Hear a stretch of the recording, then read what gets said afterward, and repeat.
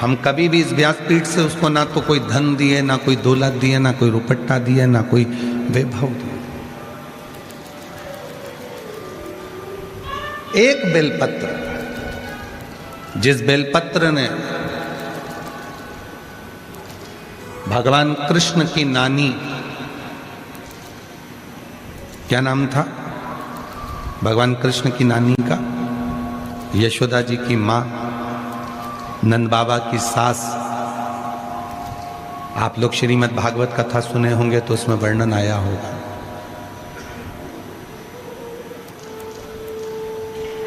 भगवान कृष्ण की नानी, यशोदा जी की मां, नंद बाबा की सास पाटला देवी।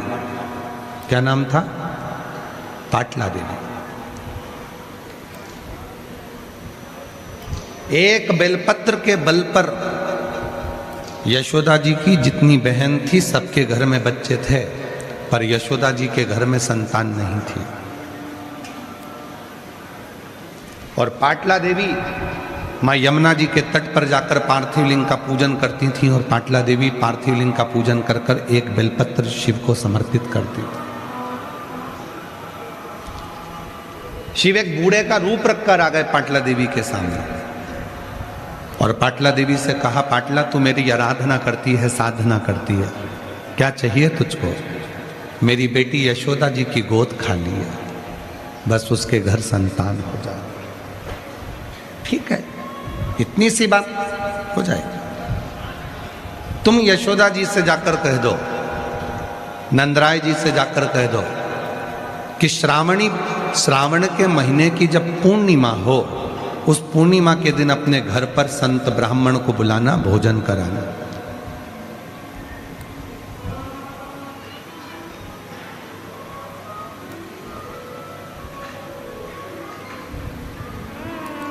बेलपत्री के वृक्ष के आंगन में जब वो संत और ब्राह्मण भोजन करेंगे तो उसका फल आपको मिलेगा। कभी मन कर जाए तुम्हारा शिव महापुराण पढ़ने का तो गीता प्रेस गोरखपुर की शिव पुराण लेकर आना, उसको पढ़ना। उसमें वर्णन आता है कि एक बेलपत्र के वृक्ष की छांव में जब हम किसी ब्राह्मण, संत, साधु, गुरुजन, बहन, बेटी, दामाद, भांजा, भांजी, बेटी, जमाई, किसी को भी अगर मुख झूठा कराते हैं तो 1 करोड़ गौदान के बराबर और हजारों अश्वमेध यज्ञ के बराबर पुण्य फल प्राप्त हो जाता है।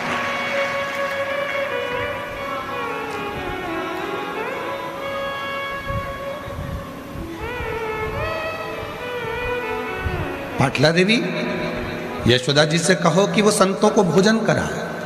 संत भोजन करने बैठ गए। नंद बाबा ने खीर और मालपुआ बनवाया। खीर परोसते परोसते नंद बाबा निकल गए। थोड़ी देर बाद मालपुआ लेकर मां यशोदा जी आ गई। पल्लू डला था लंबा, बहुत लंबा घूंघट, जैसे हमारे राजस्थान की शान है घूंघट, उसी तरह एक लंबा घूंघट यशोदा जी का डला था। हाथ में चुड़ला, पांव पैजनिया, कमर करधनिया, लंबी सी चोटी।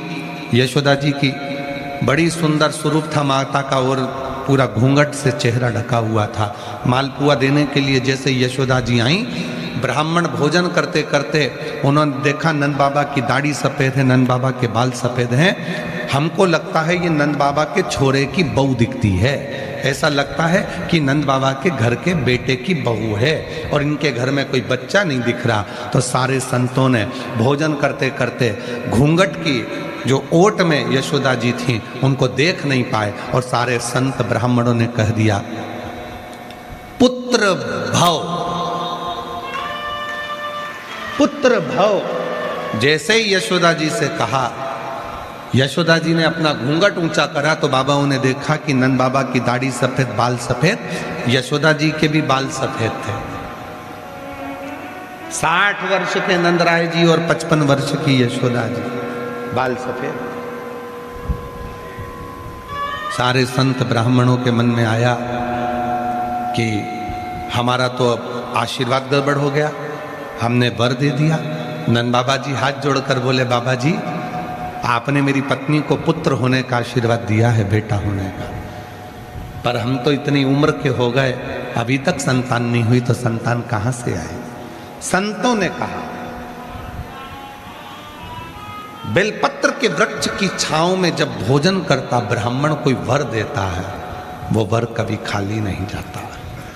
और हमने तुम्हें वर दिया, इसलिए लोग स्तुति गाते हैं, उसमें कहते हैं ना जाने किस ऋषि मुनि ने धागा हाथ लपेटा कि नंद घर अनहोनी हो गई बेटी हो गया बेटा। ना जाने कौन ऋषि ने हाथ पकड़ा।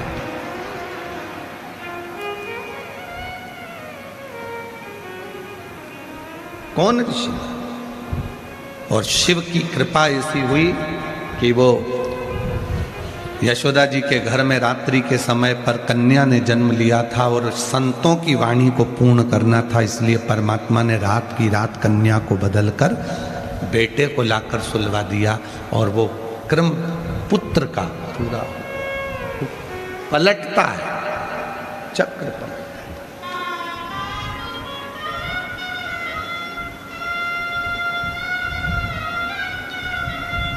आज कथा का विराम है मेरी जीजियों, मेरी बेटियों, मेरे बेटाओं, मेरे बुजुर्ग माँ बाप, मेरे जमाई, मेरे जीजा। कथा आज विराम हो जाएगी, आप सब अपने अपने घर की ओर चले जाओ।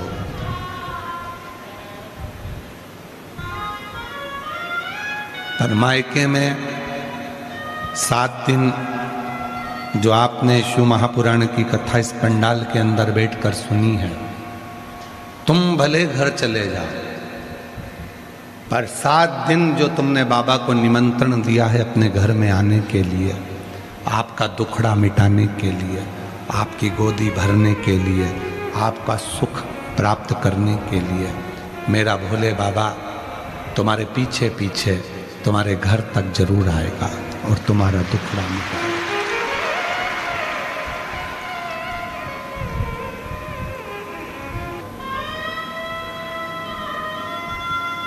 भोजन में बहाने नहीं बनाते, कपड़े पहनने में बहाने नहीं बनाते, श्रृंगार करने में बहाने नहीं बनाते, सोच कर्म करने में बहाने नहीं बनाते, घूमने जाने में बहाने नहीं बनाते।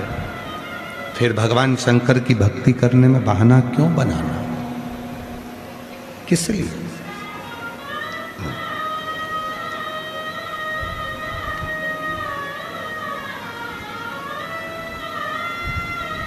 कल एक किसी बहन जी ने कोई मैसेज करा सीहोर, और सीहोर से वो मैसेज आशीष के पास आया और आशीष ने फिर हमें बताया कि गुरुजी बोले कि जब दुख आए तो अपने पुराने समय का, जो तुमने सोमवार का व्रत करा है, जो तुमने प्रदोष करी है, जो तुमने व्रत धारण करा है, तुमने शिव जी को जल चढ़ाया है, पार्वती मैया अपने बचपन के किए हुए पुण्य को याद करती है,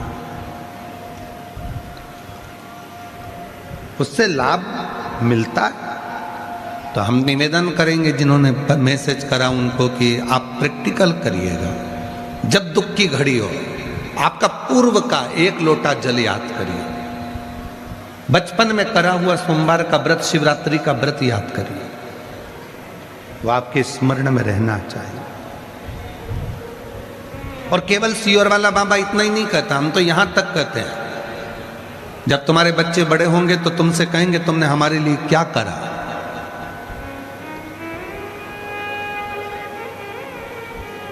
तो इसलिए निवेदन है, तुम्हारे बच्चे बड़े हों उससे पहले, जब तक बच्चे छोटे हैं, और उनकी गंदगी तुम साफ करो पानी डालकर, तो फोटो खींच खींच के रख लो, थोड़ी सी वीडियो बना के रख लो। जैसे ही बच्चा बोले कि तुमने हमारे लिए क्या करा, तो उसकी वीडियो चलाकर उसको दिखा देना, ये धोने के लिए तेरे ससुराल वाले नहीं आए थे, तेरी माँ ने धोया था। ये धोने के लिए तेरे परिवार वाले दूसरे नहीं आए थे, कोई दूसरा नहीं आया था, तेरी माँ ने धोई थी ये गंदगी। इसलिए अपने अपने बच्चों के गंदगी धोते समय एक एक फोटो खींच के रख लो। जब बच्चे कहें कि तुमने हमारे लिए क्या करा, तो वो फोटो निकाल कर दे देना, ये देख इतना सा था, धोना तक नहीं आता था, हमने धोया, हमने। और जो कहते हैं तेरे दोस्तों वो नहीं आए थे, ना तेरी आंटी आई थी, ना तेरे अंकल आए थे, हम केवल मैं धोती थी गंदगी को। बच्चे को हॉस्पिटल लेकर जाओ तो एक फोटो खींच कर रख लो। कोई नहीं आया था तेरी दुख की घड़ी में जब तू बीमार पड़ा था। ये थी तेरी माँ, तेरा बाप सामने खड़ा था, फोटो दिखाना।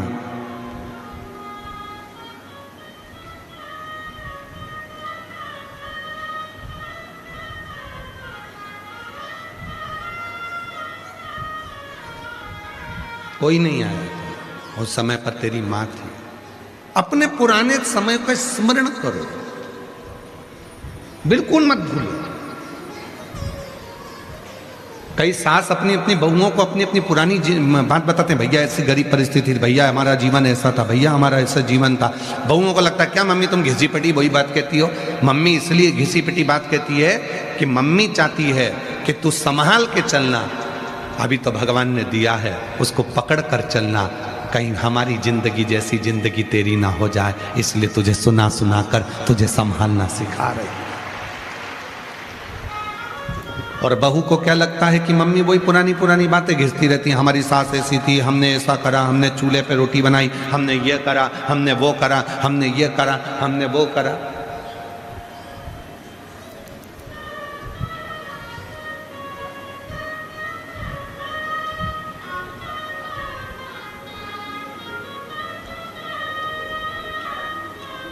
अभी कोई गैस की कमी है नहीं। पूरा भारत जो एक तरह से एक मुद्दा उठाकर बैठा है, गैस की कमी हो गई, डीजल की कमी हो गई, पेट्रोल की कमी हो गई, कोई कमी नहीं है, भरपूर है, सब कुछ है। और हम तो कहते हैं कि एक आध बार कमी हो भी जाए ना, और तुम जब लकड़ी पर भोजन बनाओ तब तुमको याद आए कि हमारी पुरानी जिंदगी क्या थी और हमारा पूरा जीवन क्या था, कैसा जीवन था हमारा, कैसी जिंदगी थी हमारी। उसका स्मरण करो, पुराना पूर्व का स्मरण करो। और हम आज कहें आप लोगों से, पूरे जयपुर वासियों से, और जितने श्रोता टीवी पर कथा सुन रहे हैं, सोशल मीडिया पर सुन रहे हैं, जो लाखों की संख्या में इस कथा को सुनते हैं, करोड़ों करोड़ों लोग इस पवित्र कथा को श्रवण करते हैं, उनसे एक बात कहें कि एकांत में जब बैठा करो, या दुकान पर तुम्हारे ग्राहक कम हो, या तुम ऑफिस में फुर्सत में हो, या घर पर काम पूरा खत्म कर लो और थोड़ी देर फुर्सत में बैठो ना, तो थोड़ा अपना चित्त लगाकर भगवान शंकर से बात करा करो कि बाबा तू बड़ा धन्य है, बड़ा धन्य, मेरा शरीर अच्छा बनाया तू, अच्छा पति दिया, अच्छी पत्नी दी, अच्छे बच्चे दिए, बड़ी कृपा तूने करी। और कितनी बड़ी कृपा करी कि मुझे जयपुर में कथा सुनने का मौका दे दिया और मैं जाकर कथा भी सुन, बड़ी कृपा।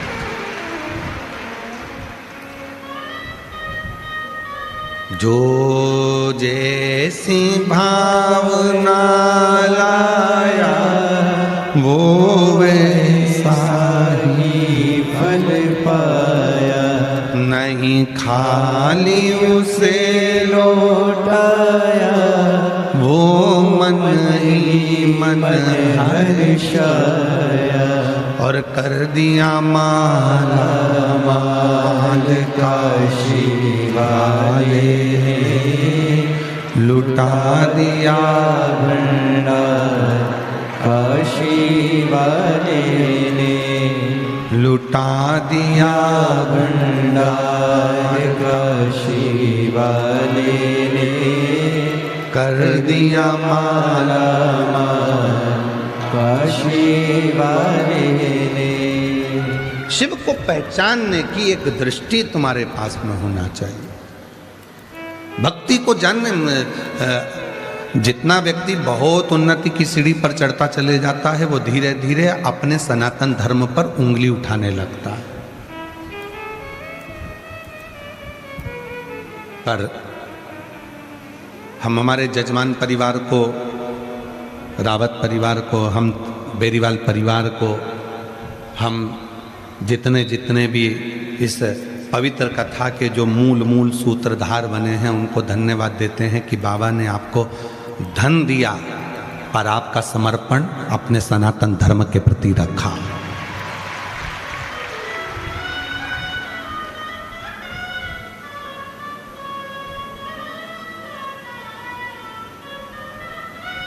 जयपुर में हड्डी के डॉक्टर हैं क्या? जम के तो बोलो। हड्डी टूटती है तो उसके डॉक्टर हैं, हॉस्पिटल हैं?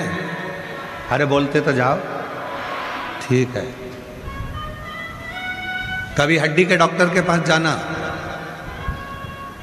जाकर पूछना, हमारा मत बोलना, नहीं डॉक्टर ही परेशान हो जाए।